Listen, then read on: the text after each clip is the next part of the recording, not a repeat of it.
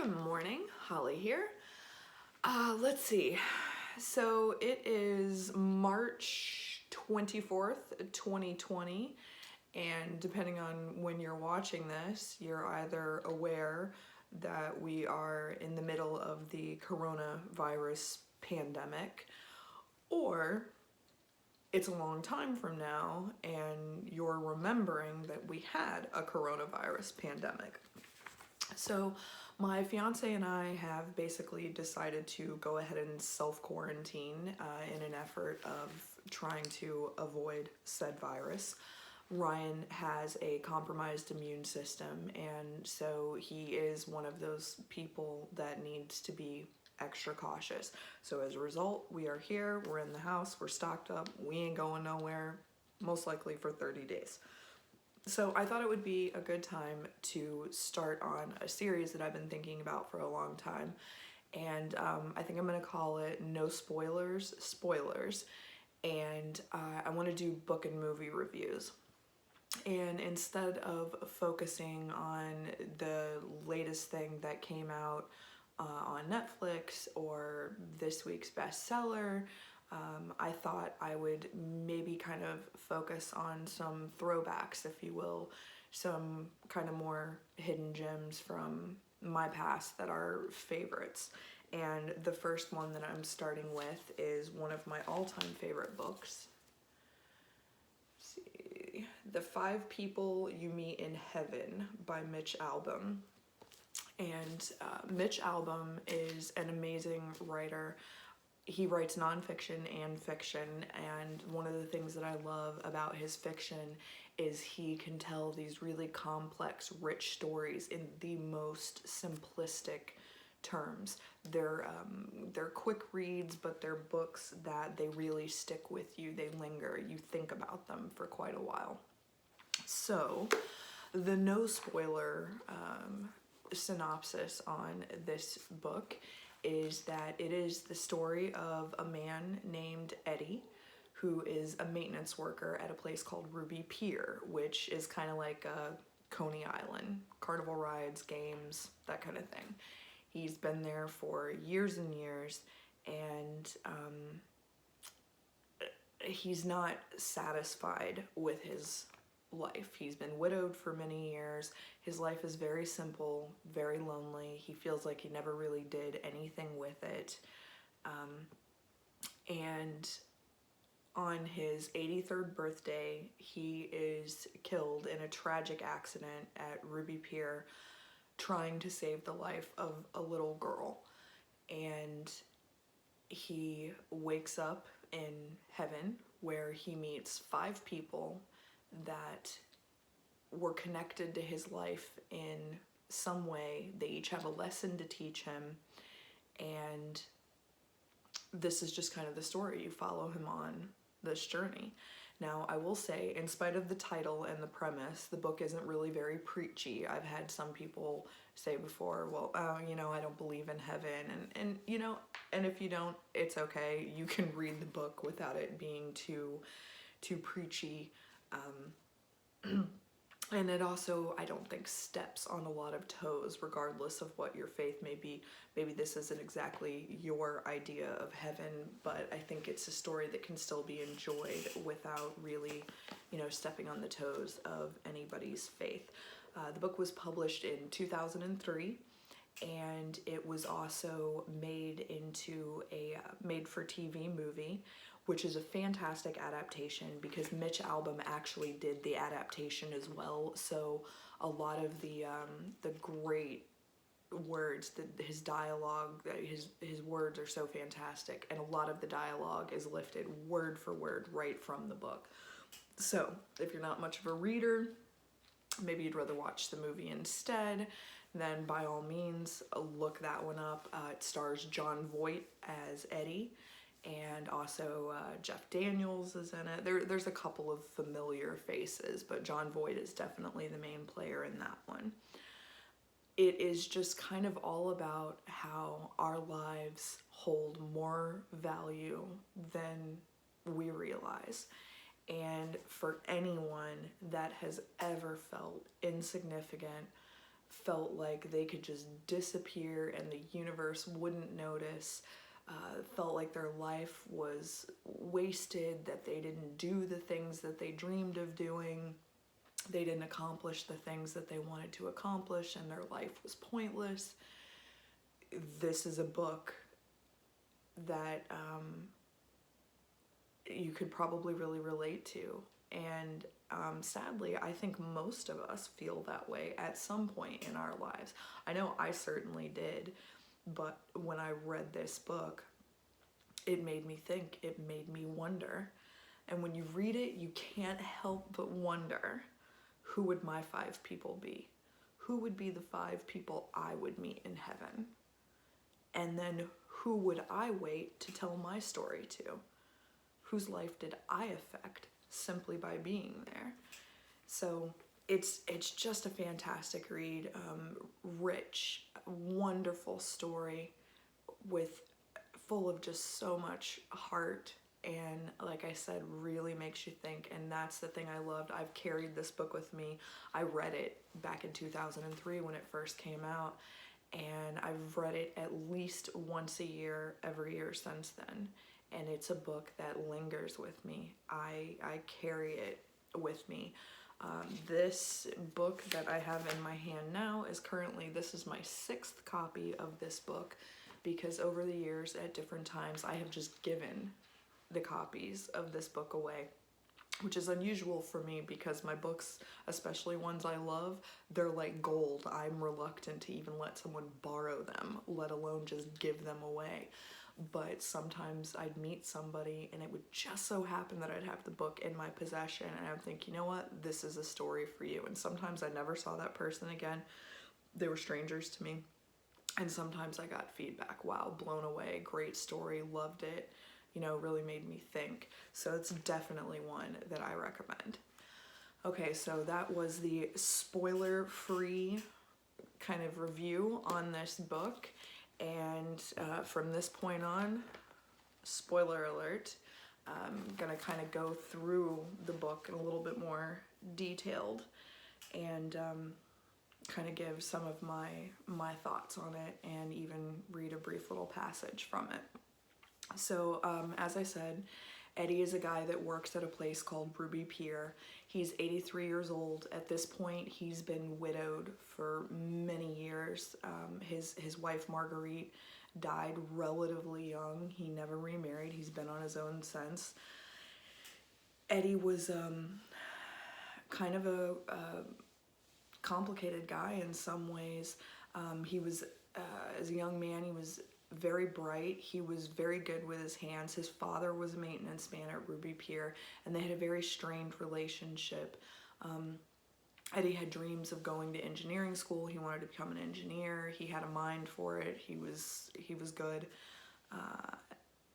And his summers, you know, he spent working with his dad at the pier.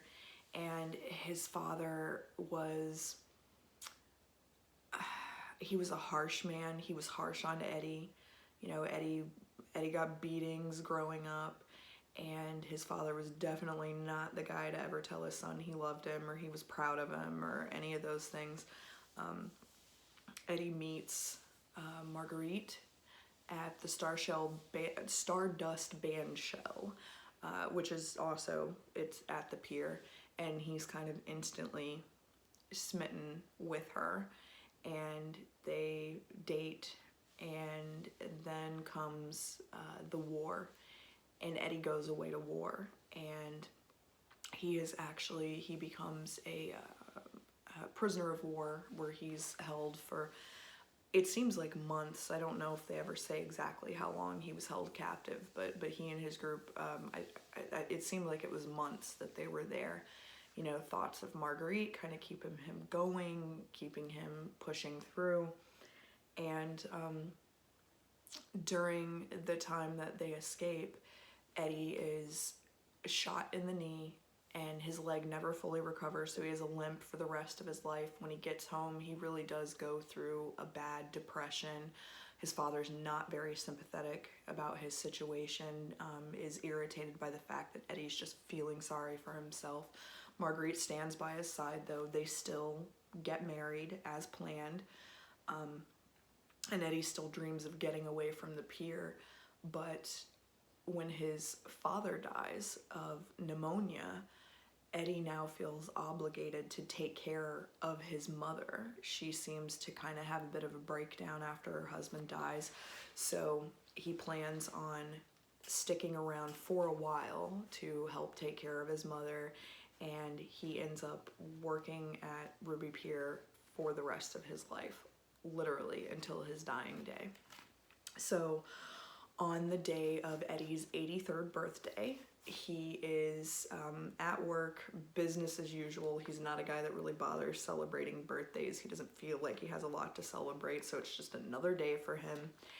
And he sees this little girl, and he's seen her around quite a bit that year.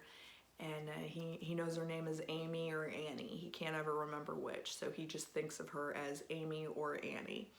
And she's kind of by herself. Her mother is there, but her mom's focused on her boyfriend, and the little girl's kind of left to her own devices. And she ends up under a ride as it is breaking down. It's one of those rides, if you're familiar with something like the Tower of Terror or something like that, you know, you got people sitting in a cart and it drops suddenly and then hydraulics catch it at the bottom, but it's that kind of free fall effect. And simply by listening to the rides, Eddie's been there so long, he knows when something doesn't sound right, and he is aware that there's going to be an issue with this before anybody else realizes it, and it's kind of too late to stop it. And the best he can do is shout at people down below, get out of the way, get out of the way. And then here's this little girl frozen in terror, and Eddie is doing his best to get to her. He's got a bad knee, he's limping along, he's trying to run to her.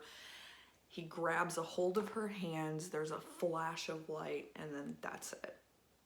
And when Eddie wakes up, he is back at Ruby Pier, but it's a different Ruby Pier. It's the Ruby Pier from his childhood, the old rides that were there when he was little.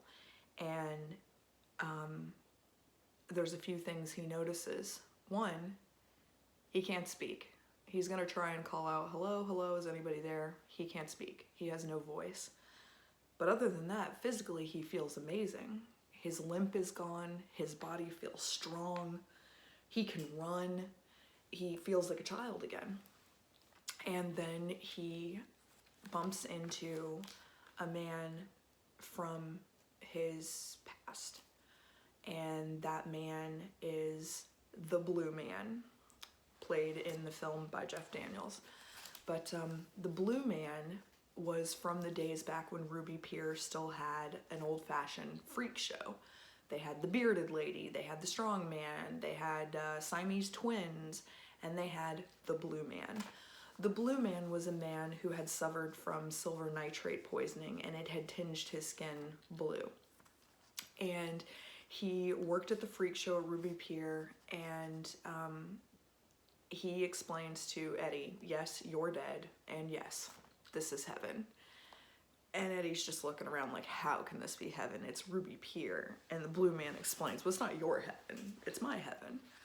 He loved his life at Ruby Pier. He worked at the freak show, which a lot of people might not think was the best life, but the people that worked at the pier, those were his friends, those were his family. For the first time in his life, he wasn't lonely. And he talks about how happy his life was there. And finally Eddie is starting to get his voice back a little bit, you know, and the Blue Man has explained to him that this is the way it works. When you go to heaven, you meet 5 people. Those 5 people were all a part of your life, whether you realized it or not. You were all connected somehow. They're going to explain to you how you were connected. And the reason that you feel the way that you feel is you're going to feel the way that you felt at the time that you would have known each of these people, basically. You start out in heaven and you can't speak because you're supposed to listen. And when he knew Blue Man, he was a young child, about 5 years old. So he feels like a 5-year-old. He's healthy and he has energy and he can run and his leg doesn't hurt. And so the blue man explains, yes, you were a child when you knew me, and they didn't really know each other that well. And Eddie is trying to understand, how were we connected? And the blue man lets Eddie know, you're the reason I died. And he explains that he had recently started learning to drive a car. And he was driving, and one day a ball rolled out in front of the car, and the small child darted out in front of it, and he swerved to avoid hitting the boy.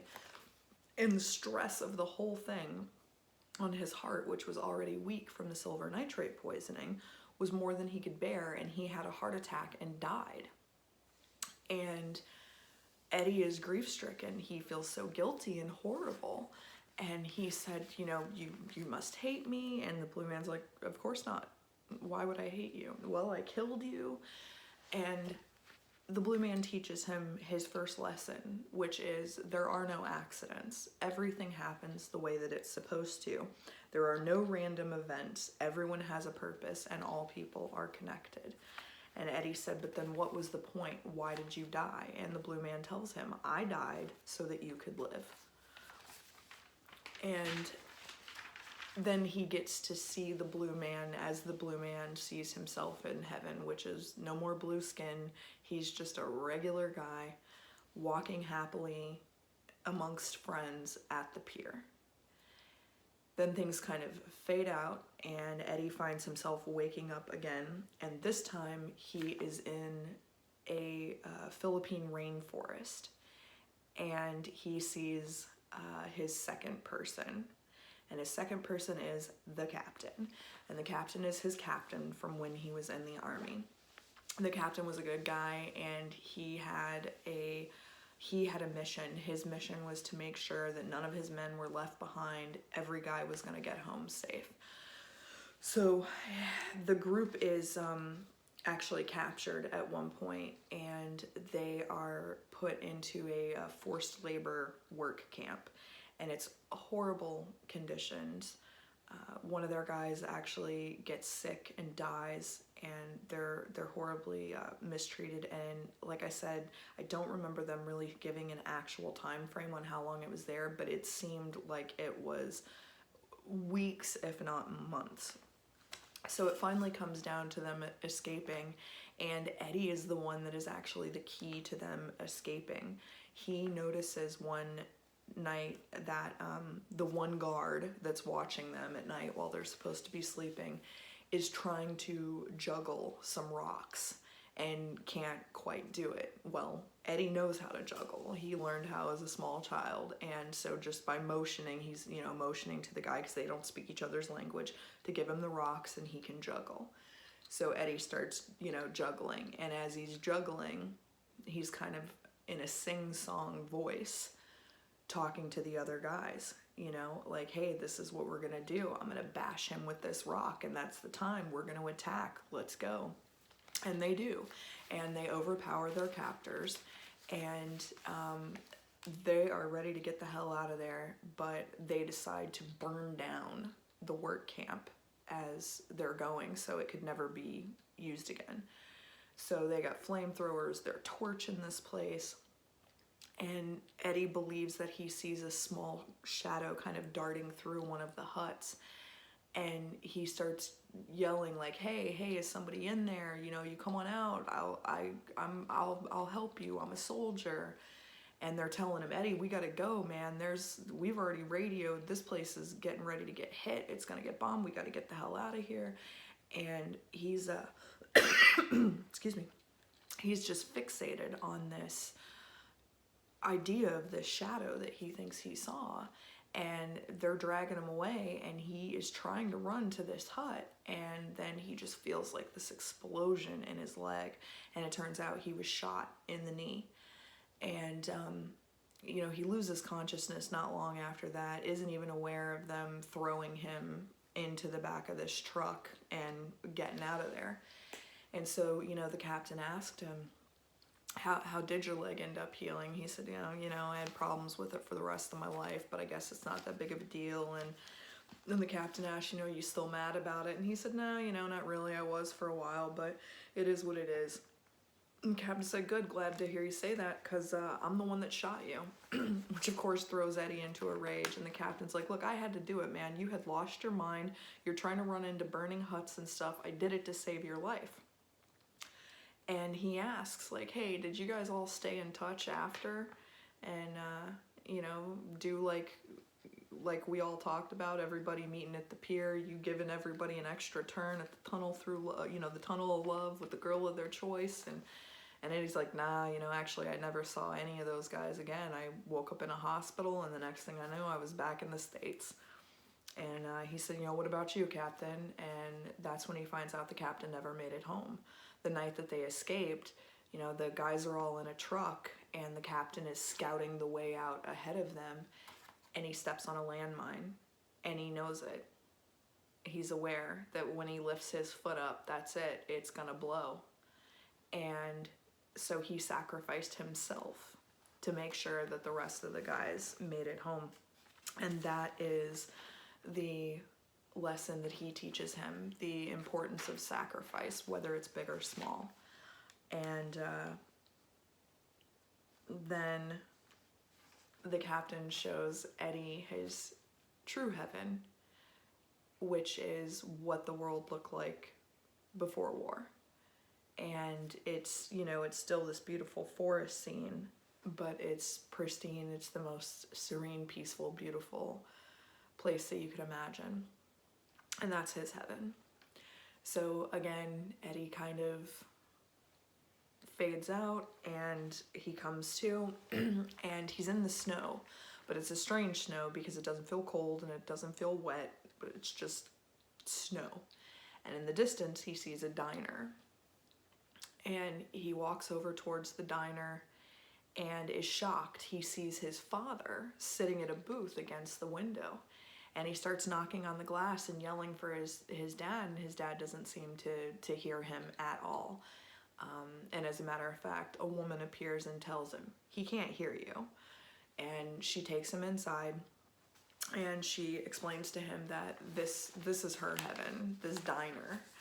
And he thinks it's kind of a strange heaven, but, you know, who is he to judge? And so he doesn't know this woman at all. He can tell by her clothes, it looks like she's got money, but he doesn't recognize her at all. And finally he asks, you know, who are you?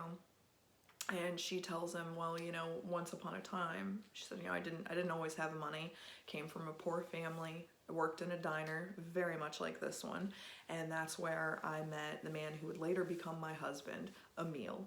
And Emil, oh man, he was magic. He was a charmer, and he was so smitten with me, and he promised that one day that he would build this amazing place dedicated to me, and he did. And it was Ruby Pier. By the way, I'm Ruby. And she says, you know, didn't you ever wonder about the picture? And he remembers the old entrance of Ruby Pier. It had a picture of a woman in between the words Ruby and Pier. And it was actually, it was her portrait. And so she tells him that, you know, for a long time, she really loved Ruby Pier. It was this amazing tribute to her that her husband had built, but she came to hate the place because it took everything that she loved away from her. And what she meant by that was the night that Ruby Pier, there was a fire, and one of the things that was burning was the entrance that had her portrait. And her husband worked right alongside all the people that were trying to put this fire out. They have, you know, a bucket brigade, and they're tossing buckets of water and trying to stop this fire. And he inhaled a lot of smoke, and it weakened him, and he was kind of a mess, and he ended up with pneumonia. And eventually he died. And she blamed Ruby Pier for all of it. She started to hate that place and wish that it had never existed. And so she created the diner in her heaven as a haven, a safe haven for anybody that had ever been hurt by Ruby Pier, which makes Eddie wonder why his father is there and what this woman has to do with Eddie's life. And she gives him a glimpse into the events leading up to his father's death. Now, Eddie's father had been a bit of a drinker, and, you know, he'd been a harsh man. He and Eddie did not have a good relationship. And his father had actually also developed pneumonia from being out in the ocean. And Eddie always kind of suspected, you know, his dad had just gotten drunk and went out into the ocean and basically brought about his own death. And he learns what really happened was his dad had a friend that also worked at Ruby Pier, had worked there for years, and that guy was an alcoholic, and his alcoholism had led to him losing his job. He had just been fired that day, and he had showed up at Eddie's parents' apartment basically to cry on somebody's shoulder. He was very drunk, and Eddie's mom said, you know, sit here, I'll get you some coffee, I'll go find my husband, and, you know, and he'll help you. So she goes to her room to get dressed, and this friend follows her into the room, and he tries to force himself on her, and she's fighting him off as Eddie's father walks in, and he attacks his friend Mickey, like, what the hell are you doing to my wife? Mickey's in a panic and takes off, and Eddie's father's chasing after him, and Mickey runs out and jumps into the ocean. And Eddie's father, as angry as he is, he still knows that deep down Mickey's not a bad guy. This was a good man. He loaned them the money that they needed to get their first place. So he jumps into the ocean after Mickey and saves him. And in the process, that's what leads to him developing pneumonia and ending up in the hospital. And she shows him the end of his father's life, and with his last strength, his dad made it out of his hospital bed to the window. He opened the window, he leaned out the window and yelled the name of his wife and his two sons. And Eddie realizes that his father did love him, and that he was on his father's mind there at the end. And Ruby teaches him about the importance of forgiveness, that sometimes, you know, we hate people and we want to punish them, but that kind of hatred is actually a curved blade, and as much as you're trying to attack them, you're attacking yourself as well.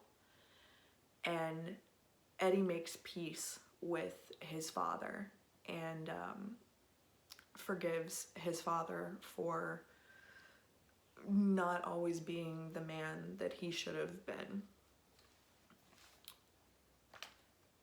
Again, you know, things kind of fade out, and Eddie wakes up in a room surrounded by doors, and he starts opening doors, and behind every door there's a wedding. Just tons and tons of wedding, different cultures, different types of people, wedding after wedding after wedding after wedding. And finally at one, as he's walking through, he recognizes a beautiful young woman, and it is his beloved Marguerite, although she looks more like she did when they met than she did at the end. And she tells him that this is her heaven, and it's just weddings all day, every day, because she loves that joy. She said that moment, it doesn't matter the people, the time, the culture, the custom, but the way that the bride and groom will look at each other and think that they have a love to beat all the records. And it makes the two of them reflect on their own wedding. And he tells her how sorry he is that he didn't give her a better life, that she deserves so much more than he gave her, and how sorry he is for it. And she tells him she loved their life, and she loved life at the pier and constantly being surrounded by the children, because her one regret was that they couldn't have children. And he said his one regret was that they didn't have more time together, because she had died relatively young of a brain tumor. And she teaches him the lesson that love does not end. even death doesn't stop love. It may change form, but it never ends. And one of my favorite kind of touching moments is he asks her, you know, why she looks the way she looks. Why doesn't she look like she looked when she died? And she said, well, I thought you'd like me better this way. And he asks if she can change it back, if she can change it and look the way that she looked as, you know, a slightly older woman, more gray hair, more wrinkles, not the pretty perfect 20-something, but the way that he remembered her being when she actually passed. And she changes, and they dance there at the Stardust band show where they met, and then it fades out, and he wakes up, and he's near a river, and there's a group of children in the water, and one little girl approaches him and tells him her name is Tala, and they speak back and forth because they don't really speak each other's language, but they kind of go back and forth communicating a little bit until they can understand each other better. And Eddie finds out that Tala was the little shadow that he saw in the burning hut. That he was right all along, there was someone in there, and it was this child. And he set fire to the hut that she was in, and she couldn't escape, and she died in that fire. And Eddie just breaks down, head in hands, just sobbing, please forgive me, forgive me, forgive me. And when he looks back up at her, she is covered in burn scars. And he cries, he begs for forgiveness, he asks her to forgive him, he asks God to forgive him, and she gives him a rock from the river and asks him to wash her. And as he runs the stone over her skin, her scars start to kind of come off, and eventually he scrubs them all away, and she is perfectly restored. And he tells her that, you know, he's so sorry for what he did to her, and that he doesn't understand what the point of his whole life was. What did it matter? What did any of it matter? That he should have been somewhere else. He should have gone somewhere. He'd done something with his life. Ruby Pier wasn't where he was supposed to be, and she tells him it was where he was supposed to be. And he said, you know, why? Why was it so important that I was there? And she tells him that because the job that he did, you know, his maintenance work that he did, saved the lives of thousands of children over the years. That every day he atoned for her death by saving the lives of others. And and that was her lesson for him, is that he was exactly where he was supposed to be. She taught him the purpose of his life. And all along the way with each person, Eddie has asked, you know, if he saved the little girl, and nobody's been able to tell him. He asks everybody, and he kept saying, like, I remember that I felt their hands, but I don't know, did I save her? And finally he asks Tala, and he says, you know, did I pull her out of the way? Did I pull her out of the way? And Tala says, no pull, push. You push her out of the way. And Eddie said, no, I don't understand, but I felt her little hands. And Tala said, not her hands, my hands. I bring you to heaven, I keep you safe. And so those were the hands he'd felt the whole time, had been, you know, Tala pulling him to heaven. And then Eddie ends up in his idea of heaven, which is at the Stardust Bowl. It's back at Ruby Pier, the place he wanted to get away from his whole life. But he's there, and he is surrounded by all of the people that he saved, and their children, and their children's children, and he's dancing with Marguerite at the Stardust Bowl. And I want to read the last little paragraph of the book, which I felt like it was one of the most beautiful closings that I had ever heard, that I had ever read in a book before. Lines formed at Ruby Pier just as a line forms someplace else. 5 people waiting in 5 chosen memories for a little girl named Amy or Annie to grow and to love and to age and to die, and to finally have her questions answered, why she lived and what she lived for. And in that line now was a whiskered old man with a linen cap and a crooked nose, who waited in a place called the Stardust Bandshell to share his part of the secret of heaven, that each affects the other and the other affects the next, and the world is full of stories, but the stories are all one. I love that so much. I cannot recommend this book enough, and I would be curious to know if anybody else has read it, what their takeaways were. Did you have favorite parts? Please, leave a comment, or if you have suggestions on maybe other books that I should check out, let me know. Have a good one. Bye.